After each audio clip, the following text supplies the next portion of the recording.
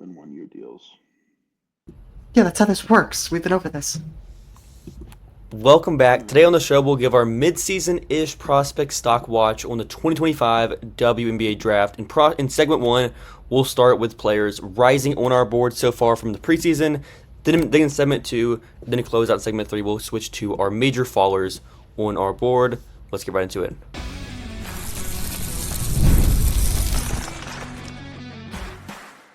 You are Locked On Women's Basketball, your daily podcast on women's basketball. Part of the Locked On Podcast Network, your team every day. Welcome. You are Locked On Women's Basketball. Thanks for making us your first listen every day. We are free and available wherever you listen to podcast and on YouTube. My name is Hunter Cruse. I'm your Saturday host covering the WNBA draft and prospect scouting. Today I'm joined by my co-hosts Emily Adler and Lincoln Shafer. Emily covers the draft with focus on player development and the game within the game. Lincoln also contributes to our draft coverage here at Locked On Women's Basketball. And the next first player we want to start with is Olivia Miles. I think we'll talk about Olivia Miles. We'll kind of keep it short here. What's been the biggest kind of sell for Olivia Miles this season and why she's kind of risen on our board? She's apparently the greatest three-point shooting point guard of all time. That includes the one that got drafted number 1 overall last year. She's healthy. That helps too. That's the big difference between this year and last year. She's playing basketball games. Honestly, disagree. I think the three-point shooting is genuine. Like, I'm not even joking. I think the three-point shooting is a bigger difference. That's actually, I mean, fair. We could talk about Olivia Miles for probably an hour or more. You probably will in like 5 years. Yeah. I mean, she's so cool. She's such a cool basketball player. I like how she looks like she hasn't aged a day from when she matriculated at 17 years old. She looks exactly the same.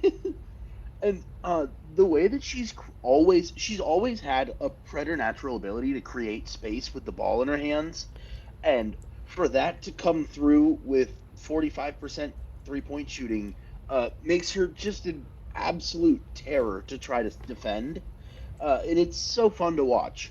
She's just a ridiculous basketball player. She's always had the space creation, but she would create the space and then miss the shots. Now they are falling. Some of the jumpers she was hitting against UNC, like off movement, going to her left, going to her right sometimes, like making step back slow and left, going right in the mid-range. It's absurd. Like, she has made more pull-ups this season than she kind of has in any season almost already, halfway through this season. More step backs as well. Like, she's creating space, now making shots, drawing like doubles.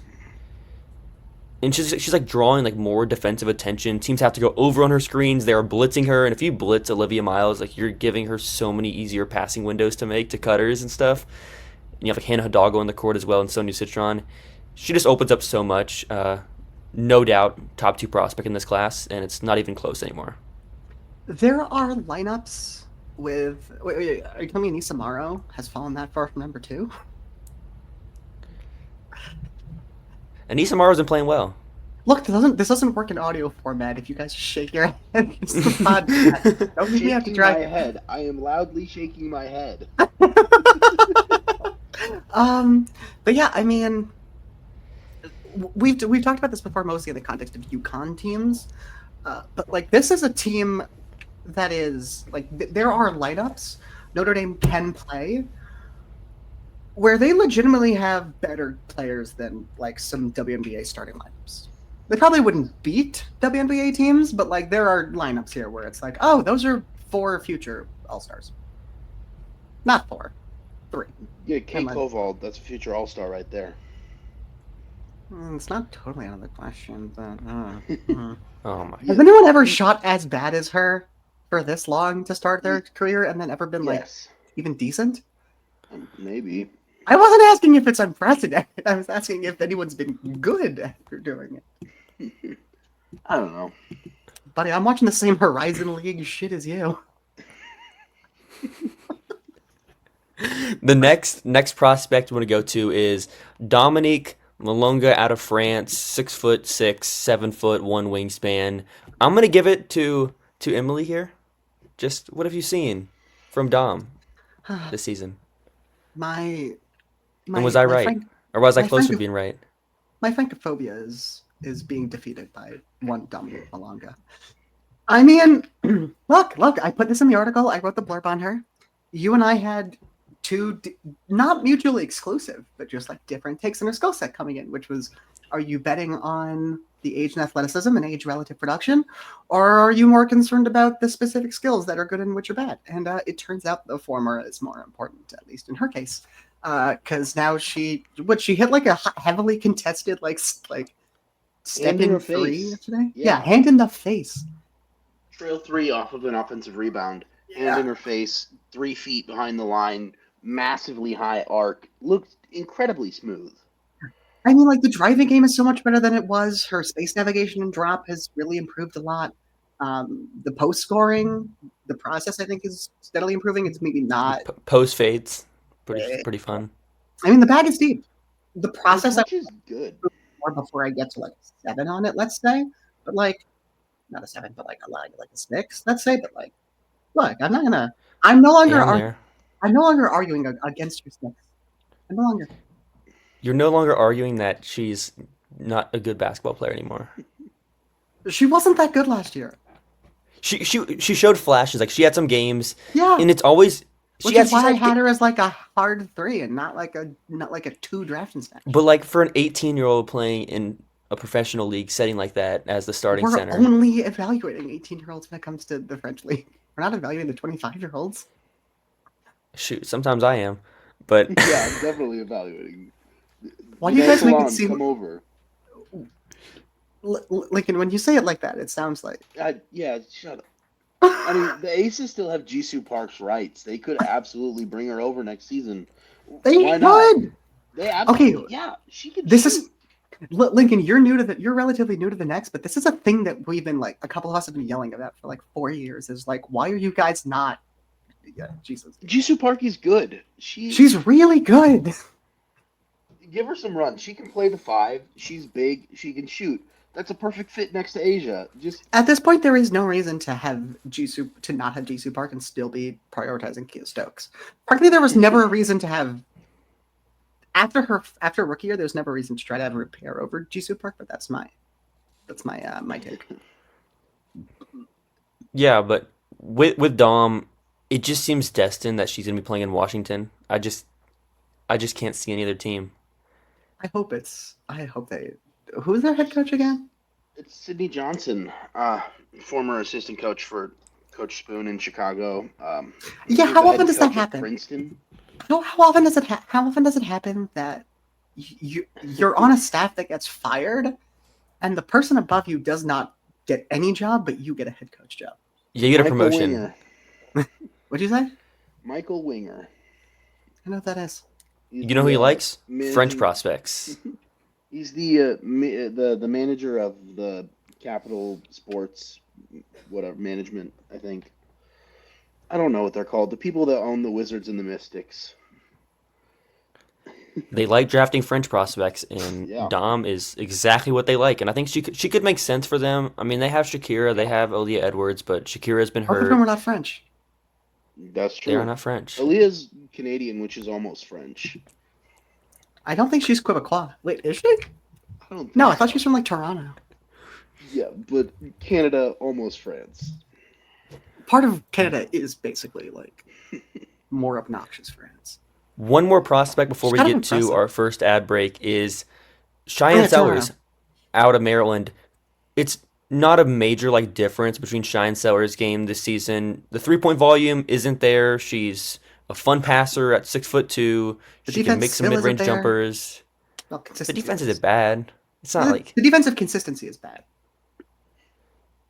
She's a singularly talented foul drawer and flopper. Oh, she draws so many fouls. She's the best actress I've seen from the Eastern Seaboard in this game in a while. Higher free throw rate, I realized, or higher percentage of her points on free throws than Angel Reese, which Angel Reese, like last season, was drawing so many fouls. So yeah, I think like the reason that Cheyenne Sellers is a riser is more just like reconsidering the value of her skill set. Yeah, I just think it's honestly like I think that the pathways to her being okay enough is more than other players in this draft. because she has such a varied skill set. She can do so many different things that if you can't find Hmm. one of them to add value to a team, that's probably more about the team context than it is about Shy as a player. Yeah, at this point, I'm pretty solid with her floor. I don't think there's much of a ceiling here, just Yeah. given what the struggles are. Like the passing is definitely not going to get better. The defensive consistency, I would be surprised. Like it's possible, but I'd be surprised if it got better. The 3-point volume is what it is. But like, look, there's enough other skills here. It's a nice floor. You know, you have a secondary ball handler who can sometimes get burned on defense, sometimes be good. Sometimes It's go get a bucket. solid prospect in this class where you take them at the end of the first round, probably Oh, anywhere I from have her like exactly at 12. yeah, I think she's gonna go in the first round. I'd be surprised if she didn't, honestly, at this point. No, it'd be really weird if she didn't. So let's do our first ad break and come back and flip to some players that haven't been as great this season. A lot of USC, both USC schools. So we'll get to that in a second. There's only one real USC school. That is true. This is a message from our sponsor, Intuit TurboTax. Are you tired of the endless waiting, wondering, and worrying about your taxes? Well, now there's a thing of the past. You see, taxes don't need to be complicated or stressful. TurboTax is here to change the game by matching you with a TurboTax expert who can get to work on your return right away. No more waiting for answers. No more wondering if you're missing on deductions. Whether you've got one form or 20, TurboTax experts give your taxes their undivided attention while your real-time updates on their progress. You can focus on what really matters. You won't have to lift a finger, and you'll get the peace of mind knowing your taxes are being handled by the pros. Only available with TurboTax Live service, real-time updates only in the iOS mobile app. See guaranteed details at turbotax.com/guarantees. That's turbotax.com/guarantees. And get matched with your expert who's ready to take your taxes off your plate so you can focus on your day. All right, to kick off segment 2, the first prospect we'll talk about is not like a major faller in terms of like this prospect is going from a first rounder to like not a prospect whatsoever, and that is Kiki Iriafen. Entered the season, what was she, number 2 on our board? I think we had like a 70 grade on her. Iriafen, a 70 grade on her. it was like a 60 plus. It was it was a flat 6. I would like to be clear. Point stands that Iriafen is no longer that for us. Point stands that I'm a pedant. I'd like to say And- that my true USC is the University of San Carlos in the Philippines.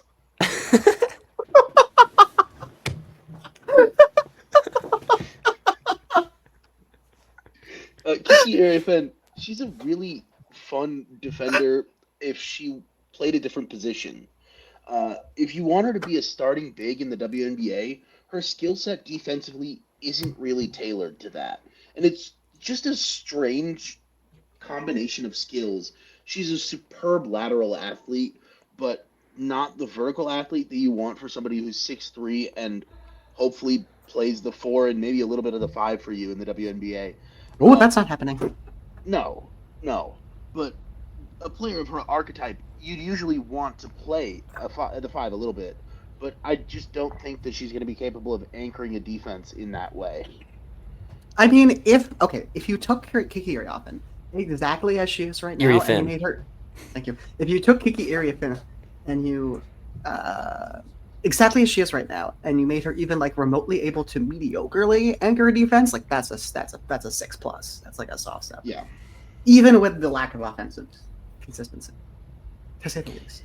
Yeah, it's odd because I feel like her athleticism vertically is impressive when she has like a run in. She's got like a run into. I feel like her short end vertical athleticism is like not that impressive whatsoever, and like she barely gets off the ground. Like oddly enough, for someone that should be like, getting more blocks than she does, being more impactful as a weak side rotator. Lincoln's noticed this as About well. the difference in being able to transfer speed to power as opposed to being able to generate explosiveness. But I think the main thing for me with Kiki Iriafen is the fact that, like, I'm not sure that there were any skills that we saw last season that, like, I think have necessarily, regressed a lot. But there were questions we had outstanding about her game, and the answers, basically all of them have been, like, resounding no's. And then the consistency is just way worse. Like, all the skills are there, the consistency is not, and the outstanding questions we've been answered. No, I mean, there are things that we've said in like group chats or little things here and there about like giving finer details of analysis. I've talked about her entry points being different this year. It was one of you two, I'm sorry, I can't remember who, basically said like, without the spacing a stretch 5 provides, it really mucks up her game. But like, I think it's all secondary to basically just the overview is the consistency. Yeah. She just doesn't have it on a possession to possession basis. Yeah. I'm still very much intrigued as just like an upside bet on the athleticism. For sure. Being some defensive like wing stopper kind of role defensively. Then you figure out I'm like a little bit disappointed that they just did not have her take threes. I thought going to USC, that was kind of like the idea of going to USC is they would like let her take a couple threes per game, and she's just not doing it. So either she's just not comfortable with it, they don't like the jumper, not sure what's happening there, but there's still some upside. Because every other Stanford big was taking threes. So it might just be a preference thing. Kind of like, and she takes a lot of mid-range jumpers. Like she's taking kind of the same shot profile sometimes as Aaliyah Edwards at UConn, where they're taking that spot up 17-footer, where you're just yelling to take a couple steps back, please. Yeah, and I mean, like, look, she's a very. I think we all agree she's a very good defender at what we think she's good. This is a weird way to phrase it. She's a very good wing defender. Like, stand out. She can erase wing scorers, especially with her size. I wish she was able to step over laterally, but you can teach that. But like, to be able to play a player at the 4 who is a defensive 3, you need your wing counterpart to her. Like, there don't exist 3s like that in the W. Kayla can Thornton fit next to her if she's not gonna. It's not that shit, actually. It's a weird contextual fit. That's why I'm like, my thing is that her best option is like literally going to Golden State. Like, that's like her best pathway here, honestly. Play with Kayla Thornton. Get as much runway as you want. Yeah. I'm trying to think. Like, you could put her with Sivka. Sivka's good on the back line. You would want to put her with like a Gabby or like a Sinai Rivers, but then all your spacing goes. Look, I love any pairing with Rebecca Allen. Oh yeah, she's fallen to 12. Yeah, actually. Anywhere that, I mean, yeah, that'd be sick. Wait, that would actually be sick. Yeah. It would be fun.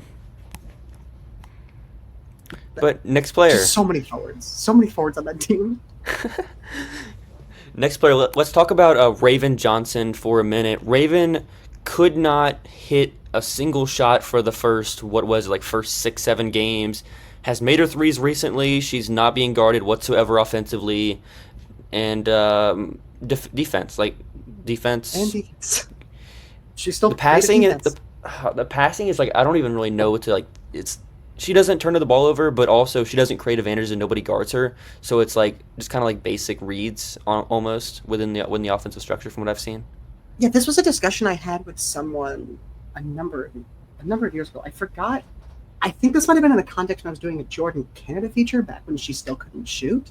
And it was basically, what is the value of a person who is, and in Jordan Canada's case, it was what's the value of someone who is actually like a great playmaker, but doesn't get guarded like enough of a scorer to open up enough lanes. But at least with Jordan Canada, but with Raven Johnson, like, she's a very good passer. She's not a very good playmaker. She's fine. She's gonna hit what's open. She's gonna get the ball where it needs to go, and she's gonna do it really well without turning the ball over very much. But like, what's that worth? But like even with Jordan Canada, she's getting to the rim and creating advantage. Like, she's drawing help defenders over at the rim, and she's very fast. Raven just doesn't get to the rim that often, honestly. What's the difference between Raven as a prospect and Nika Mule last year? It's kind of the same player. Nika's better shooter, I guess. Nika was at least a more consistent shooter. Raven's a better defender. Right, it comes out in the wash. You're basically just moving the sliders right in different directions. Yeah. Also, Raven doesn't turn over the ball a third of the time, which is like a genuinely important difference. Yeah. Yeah, I think Raven has a chance to be a WNBA player. I don't think it's going to be as high as where we had her originally ranked, unless No. like she just keeps shooting 40+% and can make some mid-range shots. She showed some stuff in the past, just hasn't really been there this season. I don't know. It's been an odd season. This is the sort of player that has like, quote unquote, a high floor, but it's a high floor relative to the ceiling. I think there's like a very narrow range of outcomes here. The high I feel floor like is because she plays the point guard position in the WNBA. And defends the hell out of the ball, like really well. Yeah. With enormous size. It's to me, it's the reason I still have her where I have her. I have her basically around the turn of the first to the second round. Yeah, I'm like way lower on her. I yeah, we know. Yeah. But like for me, it's still like there's basically no chance for being a 55 or a 6 at this point. Like I can't see it, but like I think you're basically condensing all of your possible outcomes into the band of like roll 3 to like roll 5. Roll 5's at the highest. Like there's no chance of a roll 2 to me, and there's like no chance of a roll 6. Whereas like when we talk about like, I'm looking ahead though, that's a terrible example. Like Kiki Riafen, like we have her as what, like we have her basically as a 5. Let's say we have her as a 5 and Ravens as a 4. I'm not looking at the sheet right now, but I think that's actually correct. Like Kiki Riafen, her outcomes span from like, she's sitting in a 5, her outcomes span from like a 3 to a 7, let's say. And that's a pretty wide range. That's pretty standard. For Raven, I think it's really condensed. It's just like the low end of that is why are we rostering? She's going to do what she's going to do, and it hasn't really changed in the last 2 years.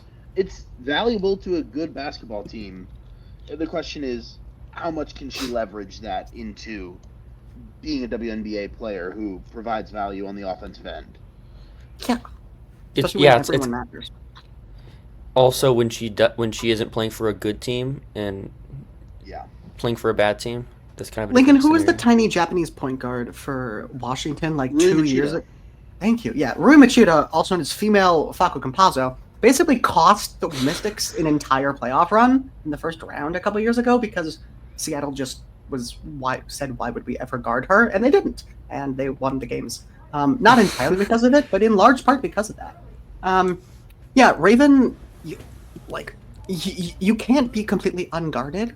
Like you have to at least hit enough threes that someone thinks twice about stunting on the drive from the key if you're in the corner, because otherwise you actually can't play in the league. Because last season it looked there was like some strides there where she was getting guarded sometimes, she was getting guarded more, Especially with the mid-range. Like she was hitting these 8-footers. She needs someone to disrespect her again so she can go on another revenge tour. She should just open up Twitter. Somebody on like Missouri, Ole Miss, bite the bullet. Just like wave her off, say something mean to her, and then she can be really. If Missouri did that, like down 40. Incredible. Didn't Mizzou already lose to them by like 40? He probably did. Which frankly Same was, thing. Which frankly was surprising. I expected it to be 60. God, Robin Pinchton is just. Does anyone have a more secure job in America than Robin Pinchton? That Clemson men's basketball coach, he never gets fired. He's on the hot seat for like a decade.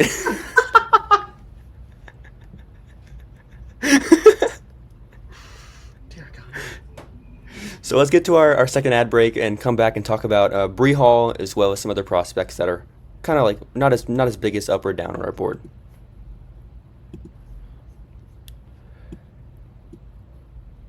Next, we have Rocket Money. It's a personal finance app that helps find and cancel your unwanted subscriptions, monitors your spending, and helps lower your bills so you can grow your savings. It brings everything together in one place, whether subscriptions, your spending habits, or even the goals you want to hit this year. Rocket Money has over 5 million users and has saved a total of $500 million in canceled subscriptions, saving up to $740 a year when using all of the app's premium features. Rocket Money is one of the best features they have is the subscription tracker. It allows you to cancel services you aren't using anymore and helps you save a ton. Plus, with their goals feature, you're able to automatically set aside money for your future. No more stressing about budgeting every month. Cancel your unwanted subscriptions and reach your financial goals faster with Rocket Money. Go to rocketmoney.com/lockedon today. That's rocketmoney.com/lockedon. rocketmoney.com/lockedon.